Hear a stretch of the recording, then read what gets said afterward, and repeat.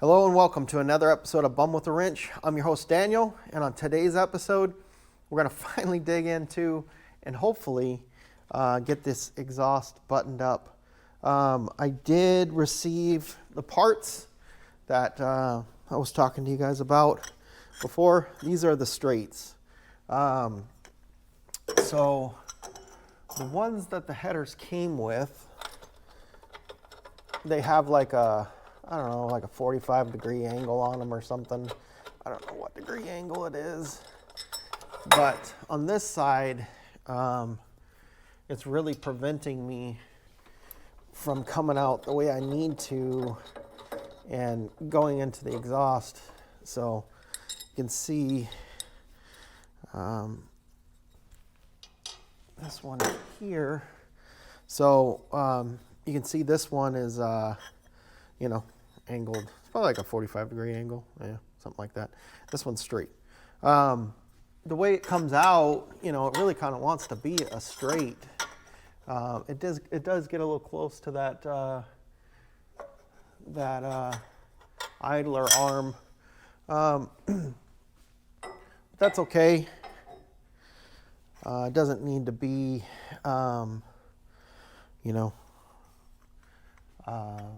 routed really far away from it or anything. So what I'm going to do real quick is I just have these header bolts and then some nuts out of the bolt bin over there. I'm just going to temporarily just kind of put these in place so I can see how this is going to come out. I still haven't figured out what I'm going to do with the transmission yet. That I haven't figured out. But like I said before in the other episode, I'm going to figure out which one I'm going to rebuild and then rebuild that one. That way I can kind of, just like these headers, stop worrying about it and just get it done. Just need to get a transmission in this thing so I can move on to the next headache. And again, this car is just a test bed for the convertible. So working on this car is the same as working on my convertible, because in the end, all the drivetrain out of this car is going to go in that car. So, all right, let's grab a 45. And this might be a little bit too much. Actually, that doesn't look bad, really. Yeah, that's actually dang near perfect. Again, it's close to that. It's close to the pitman arm there, or not pitman, idler arm. But I still have roughly, quarter of an inch from it, so it should be fine. I'm not really worried about it. So I do like that. That is nice. This side is just gonna fly together. So I think what I'm gonna do, looks like I need to trim a little bit off of this back side going into this pipe, and then off of this front side going into that pipe. So I definitely need more off of this top side than the bottom side. But so basically how I do this is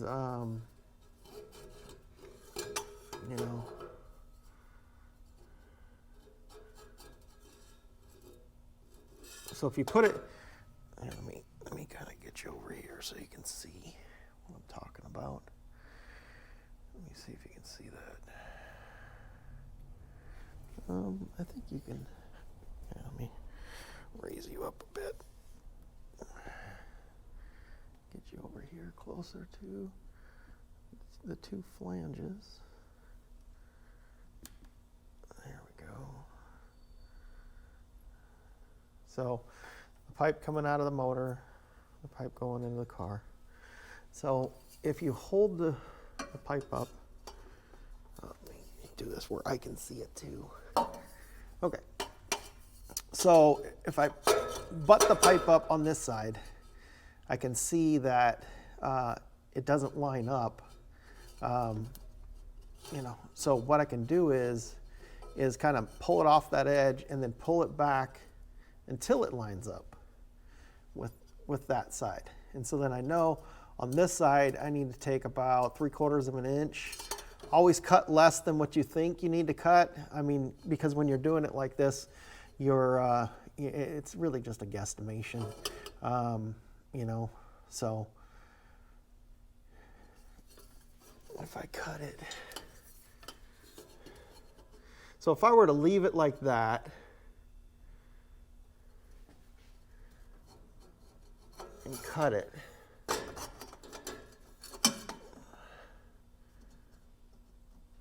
it would hang. I would leave the length and cut the part up by the motor first.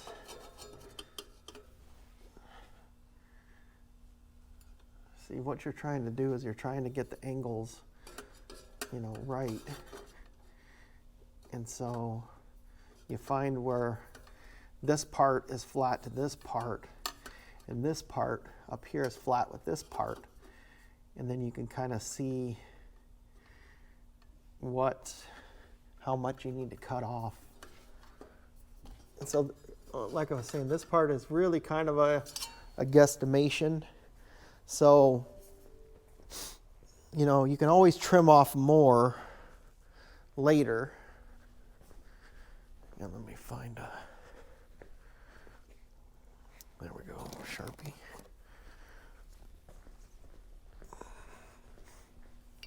It looks like I could just, leave this side alone and then cut this side. But if I do that, I don't know if you can see it, but this side, the right here, dips down. So you want to level all of that out by simply, holding this one level to that one. Making sure that this angle is the same. Now I do have an angle finder. You can use that if you want. But I think right about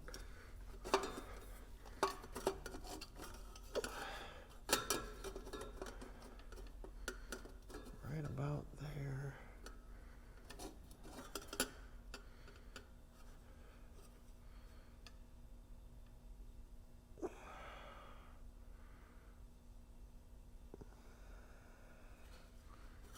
So I'm going to take just a smidge off of this back piece.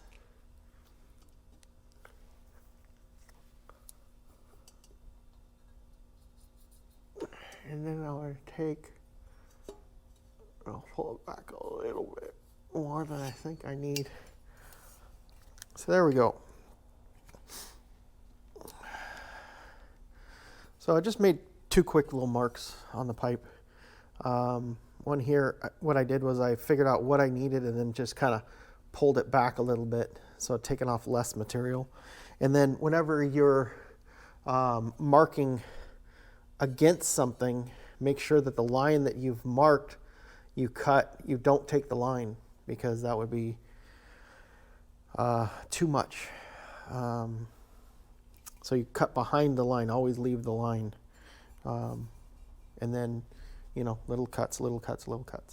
Okay, let me get this trimmed up, and then I'll get right back with you guys. We'll see how this fits in there. We may have to do a little more trimming. I did get 4 of these, so if I mess one up, grab another one. So, all right, be right back with you. All right, guys, I've got the first pipe laid in place. It's not 100% perfect, but I think it'll do. So whenever you're piecing pipe together like this, that's the problem with building, your exhaust at home and stuff. I'm not going to say I'm the best, because I've seen some guys out there that'll take, little sticks of run and stuff and wiggle them and move them and take them up, and they look, you know, beautiful, absolutely gorgeous. I'm not that level of a fabricator. I try hard, and you know, stuff turns out really good. But you know, I mean, you work with what you got, and you do what you can, and you know, you keep learning and growing as you go. So this is what I got. It's welded on the bottom edges. I need to drop it and weld the top. But all in all, not bad. So you can see, let me put you down flush and try and get you as high as I can. And then, no, so you can kind of see a little bit of a dip right there. So the two pipes are not really 100% straight. They're pretty straight. The problem is getting this one up high enough and still holding the right angle that I needed. But I mean, it's pretty straight. So I didn't want to drop this down anymore because this is kind of level with the frame. And then I wanted this to go up more, but the more you move that, the more this angle changes. You know, like I said, I'm not a professional exhaust welder guy, but you know, I think it turned out pretty good. So like I said, I got to weld the top, but I can't do that till I get to pull it down. Now the problem in here is that you can see it's pretty close. There's a slight gap between the idler arm and the actual pipe. There's not much of a gap there, but there is. So basically what I'm going to do is mark it with a Sharpie, and then as I take it down to weld it, I'll take an impact socket and lay it on that mark and then smack the impact socket, and it'll put a little divot in the pipe. That'll give me a little bit more clearance. You know, I probably wouldn't have much of a problem with it, but I'd like to see a little bit more clearance right there. So not too bad, you know. I mean, I honestly, I didn't take a lot of time doing this. Just need to get it done. I want to make it look nice too. So I'm trying not to hurry through stuff, but at the same time, you saw in the last couple of videos, man, it's just, things have been just dragging and dragging and dragging. I need to make some headway here. So next is this pipe. Let me get that set up and figure out how I'm gonna go ahead and tackle this side, and then I'll bring you guys back in. All right, give me a couple minutes. All right, guys, I'm back. I got the driver's side tack welded up in place. Usually what I do is I'll leave it in place, and then I put as many welds on it as I can with it on the car. It's been my experience that, you know, if I try and tack it a bunch and then take it down and weld it on the bench, it likes to move. So with it on the car, I try and do as many welds as possible. So, you know, I mean, you could see some open spots where I didn't weld it, but as long as at least in my experience, as long as I get a good amount welded, then when I take it down and do the finish welding, it turns out pretty good. So let me show you how the driver's side turned out. Not bad. Again, I'm trying to keep this flat angle, you know, and so it came a little close to the pitman arm here, but that's in full lock, and it's got a gap there. So that's all you really need. This doesn't move or flex as the suspension goes up and down, so don't need to worry about that. So, and then it also gave me a lot of room here for the shifter. When the arm of the shifter goes back on, there's plenty of room to go in.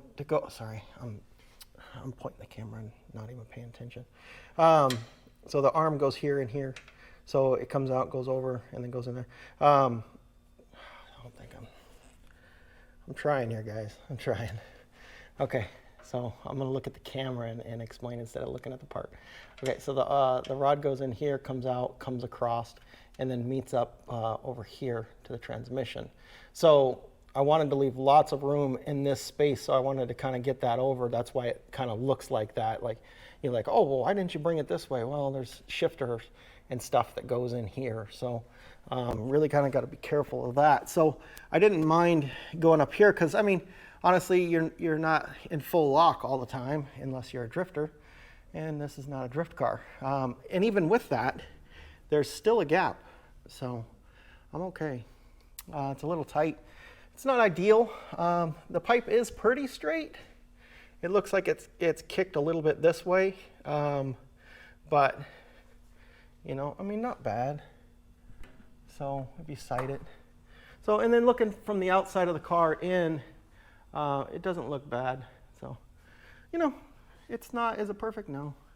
I could take it over to the exhaust shop guy and have him redo it if I really cared about it that much. But again, this is for the budget-friendly restoration car, so I think this is fine. So what I'm going to do now is I'm going to drop it down, finish weld it, put a little bit of VHT header, high temperature header paint. You know, it's not going to completely, you know, keep it perfect, but it'll put a nice coating on there to keep it from, you know, instantly rusting and looking like crap. So, so I'll do that, and then I'll get you guys back over here after I get done, finish welding it, kind of show you how it turned out, as far as with it off the car. That way you can kind of see. And then it's got a lot of oil and crap on it, so maybe I'll take it out and spray it off with the pressure washer, get some of that oil off so it doesn't burn all that transmission fluid when we fire it up.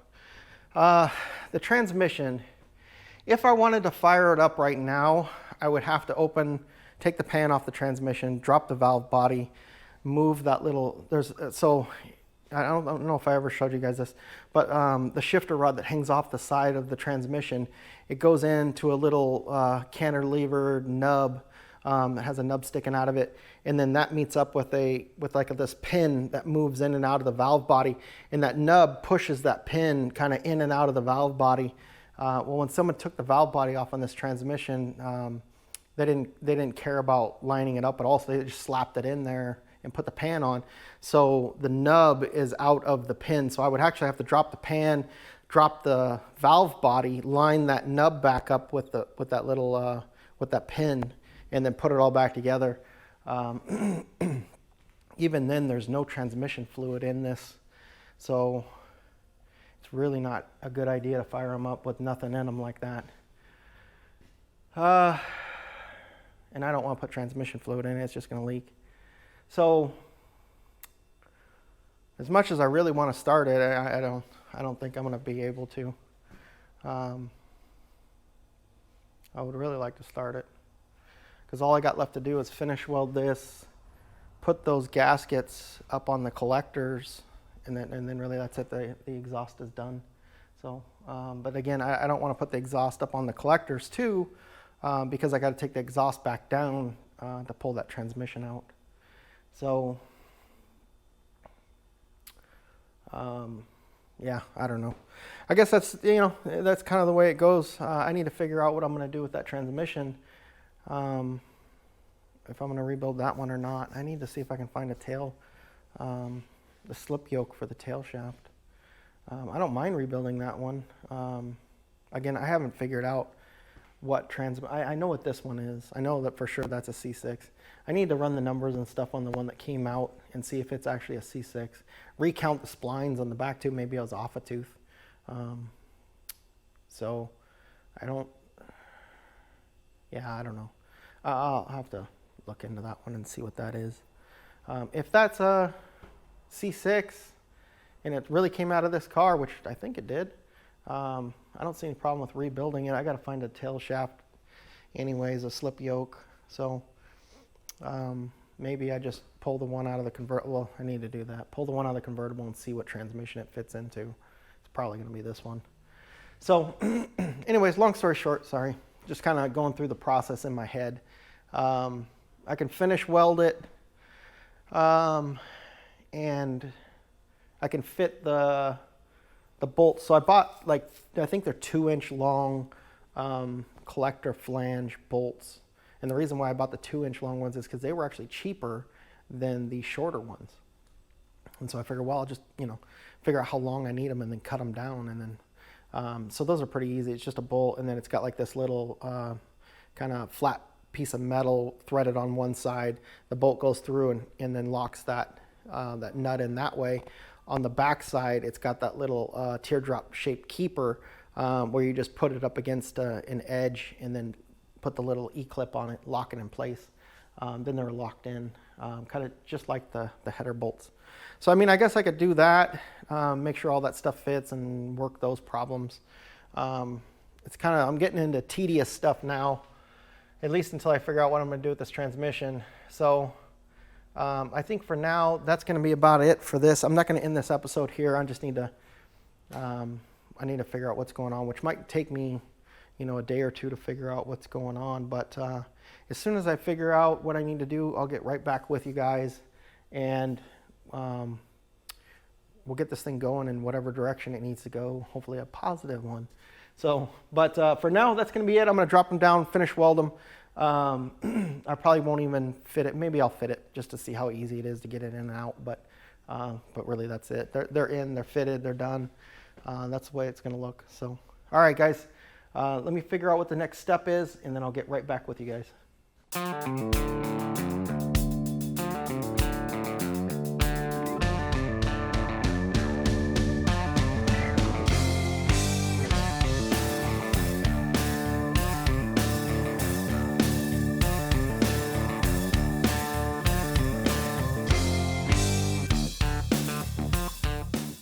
All right, guys, got as much weld on this as I possibly can with it in the car. Basically, you know, if you've never done this before, I always try and get as much weld with it locked in place because, like I said before, when you take it off and you finish weld like the top edges and stuff, it can move on you. So the more weld you have on it, even if you've, you know, booger welded a couple spots that you could barely get to, it's better than no weld at all on there because you can always go back and clean it up. There's a couple spots where I missed hitting it with a spot, but no big deal. You go back with a little flapper disc, clean it up, and put a nice weld on it, and you'll never even know it was there. So keeping it locked in nice and solid. So the other thing that I'm going to do, and I've not done this before, but running through the process in my mind, I can see it working now. I don't know. I don't know if it will or not. But this is my plan. I've done this before, and I know what happens when you unbolt them. It'll spring on you because right now it's under tension. So my plan is I want to take the, I have just a torch. I'm not going to use acetylene, but I have a torch with some MAP gas in it, and I'm going to heat right here on this joint all the way around as evenly as possible, and try and basically to get it red hot. And what that's going to do is that sprung metal that's going on in there, it'll allow it to relax because right there on that joint, it'll allow that metal to twist and move and form and bend and basically move in the direction that it's bound, and release that sprung. At least that's what I'm thinking in my. I've never tried it before, and as I was thinking about it last night, I'm like, you know what, I should try that and see if that actually works. So I'm going to grab the MAP gas and see if I can even get this hot enough. Honestly, I don't even know if I can get it hot enough to even make a difference. But I mean, you know, can't hurt to try. So as I do this, I can kind of tell you, you know, right now I'm coming up with a plan on the transmission because, as we know, that's a spot. That's something that I need to figure out and get done. So my plan with that is to pull the drive shaft out of the convertible, and I would like to reuse the transmission that was in this car because everything attaches to it real easy. The drive, you know, the drive shaft, the shifter linkage, the kickdown linkage, the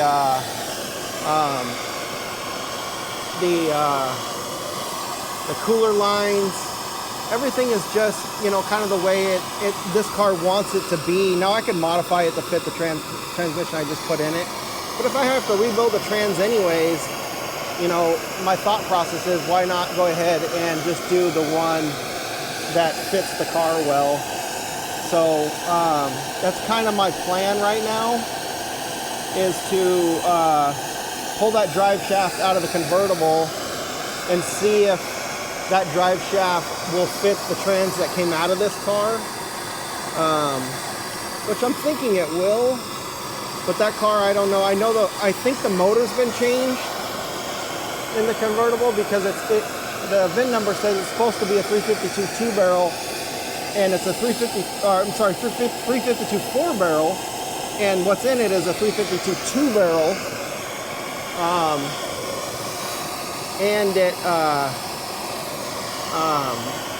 and it's painted the wrong color. So I know the motor's been out. Now, whether or not it's a junkyard motor or it's the original motor, I don't know.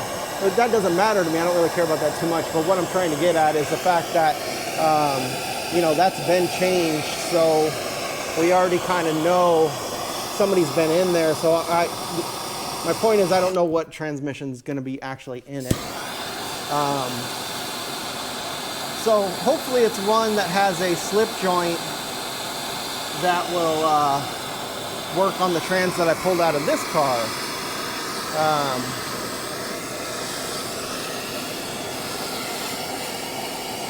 And so if that's the case, then I'm going to use the trans. I'm going to use that slip yoke to put that on the drive shaft that I have. Or maybe try the drive shaft that's in that car. It should be the same length and everything.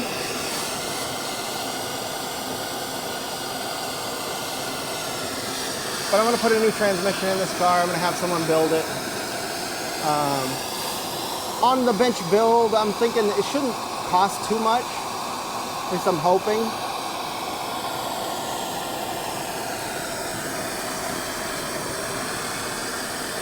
Like I was saying, what this is going to do is just allow it to relax. I'm hoping. Like I said, I've never tried this before. It just seemed like something that would make sense.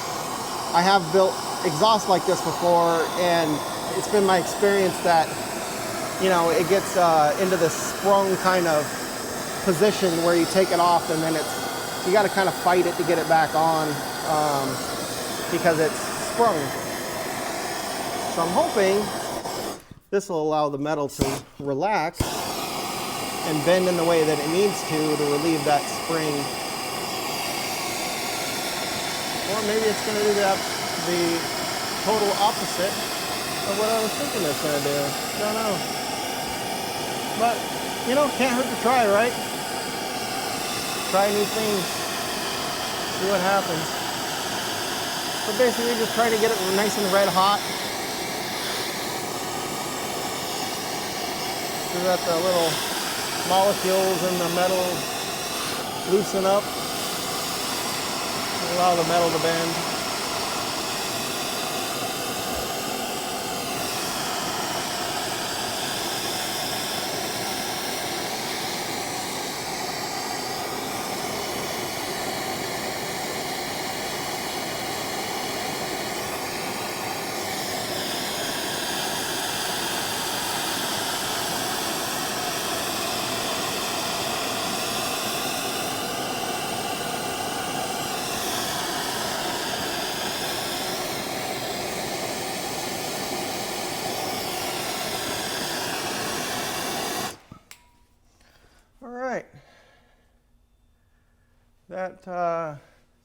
That should be enough.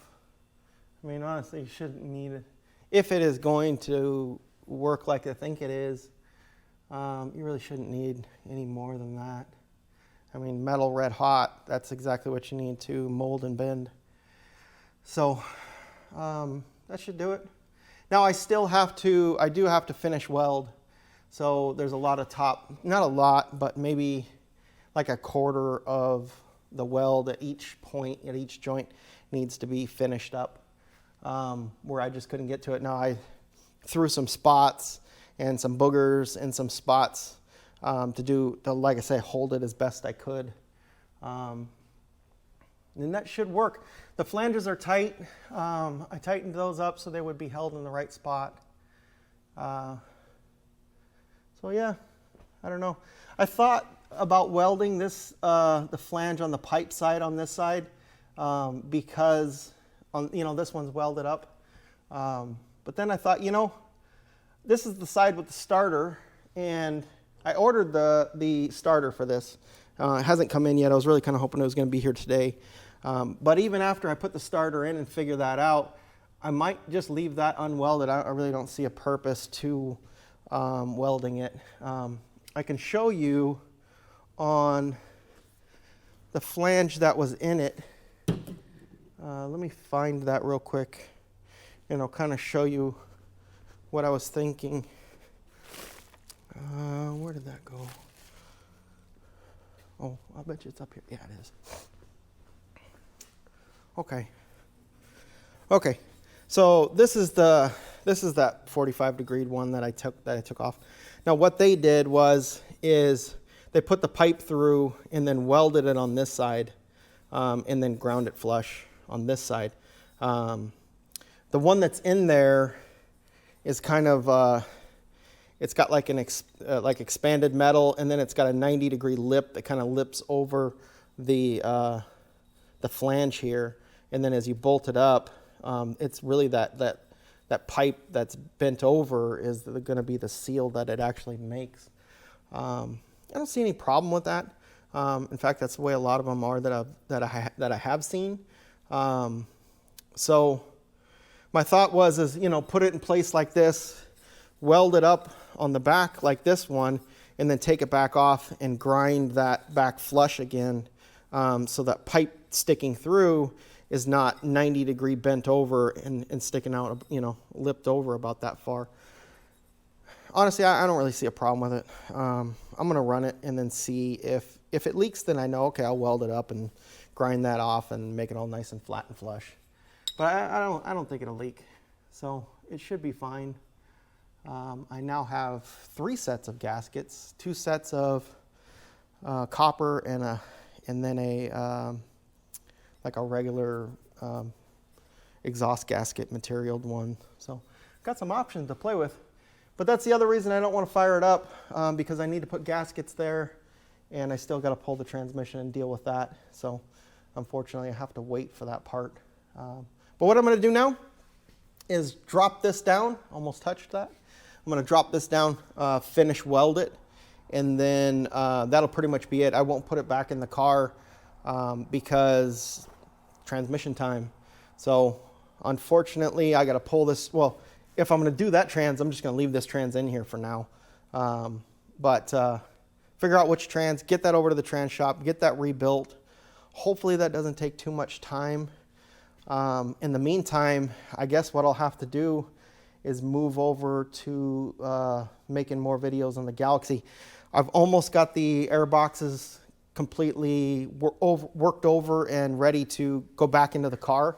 I really don't want to make another episode of that, but maybe I can make an episode of me putting them in. I don't know.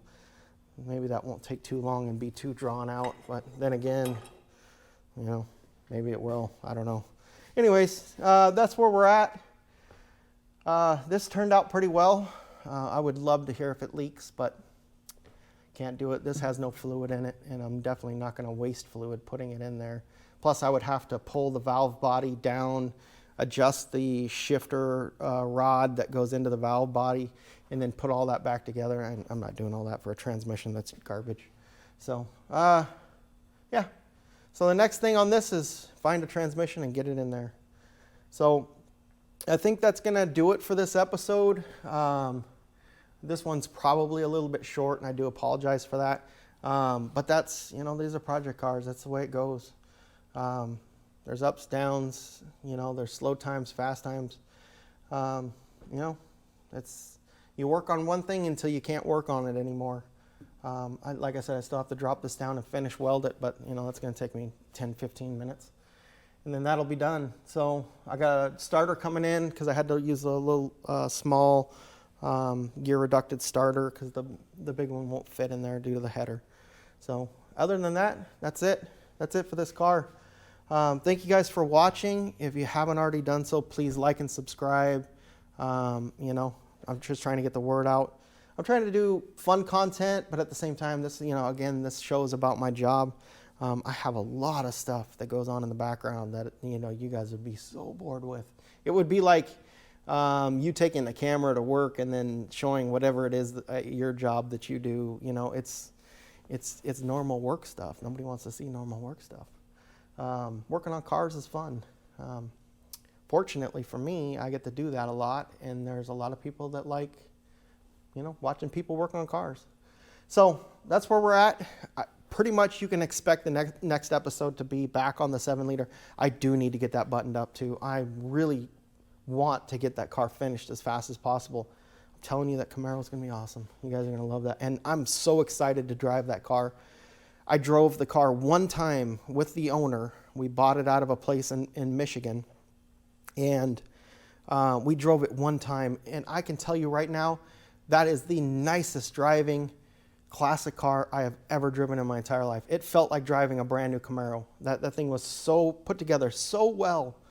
And then to come to find out that on their exit inspection on the vehicle before they shipped it, they must have done a leak down or something, and somebody had stuck a screwdriver into number 6 cylinder, and it cracked across the valve relief on the piston. So it was untunable.